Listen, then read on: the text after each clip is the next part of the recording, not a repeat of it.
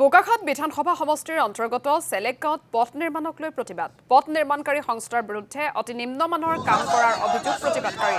চেলেক পাথৰি সংযোগী পথছোৱাৰ নিৰ্মাণ কাৰ্যৰ বিসংগতিক লৈ ক্ষুব্ধ স্থানীয় ৰাইজ কেমেৰাৰ সন্মুখতে পথটো নিৰ্মাণত ব্যৱহৃত ব্লকসমূহৰ অৱস্থা উন্মোচন কৰিলে ৰাইজে চুইচালে ভাঙি টুকুৰা টুকুৰ হয় ব্লকসমূহ লোক নিৰ্মাণ বিভাগৰ ঠিকাদাৰৰ বিৰুদ্ধে বিভিন্ন শ্লোগানেৰে ৰাইজে উত্তপ্ত কৰি তোলে প্ৰতিবাদস্থলী শীঘ্ৰে পথ নিৰ্মাণত উন্নত মানৰ সামগ্ৰী ব্যৱহাৰৰ দাবী ৰাইজৰ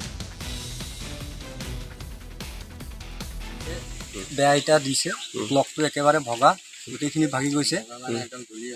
ধূলি হৈ গৈছে আমি ধিক্কাৰ দিছোঁ যে এই ৰাস্তাটো এনেকৈ বনাব নালাগে একচুৱেলি ইমান বছৰৰ মূৰত আমি এটা পথ পাইছোঁ এটা স্থায়ী পথ পাইছোঁ এই পথটো ভালকৈ বনাব লাগে এইটো ৰাইজে আমি কমপ্লেইন কৰিছোঁ আমি চেলেক পাতৰি সংযোগী পথটো আমি প্ৰায় এইটো 3 কিলোমিটাৰ আবণ্টন হৈছে বিজুলী ডিপাৰ্টমেণ্টৰ পৰা আমি এতিয়া প্ৰায় 2 কিলোমিটাৰ কাম সম্পূৰ্ণ হৈছে এই কামখিনি নিম্ন মানদণ্ডৰ হৈছে প্ৰায় ইয়াত 60% ইটা ভগা আছে আৰু যিকেইটা মানে ইটা ভগা নাই এইখিনিও মানে ৰিজেক্ট ইটাত মানে পৰে মানে ইয়াত যিজন ইঞ্জিনিয়াৰ নিয়োগ কৰা আছে ধৰক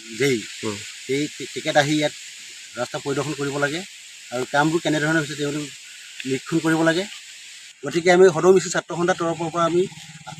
দাবী জনাইছোঁ অতি শীঘ্ৰে তেওঁলোকে উন্নত মানদণ্ডৰ ইটা আনিব লাগে আৰু আমাৰ কামটো মানে খুব সুন্দৰভাৱে সমাপ্ত কৰিব লাগে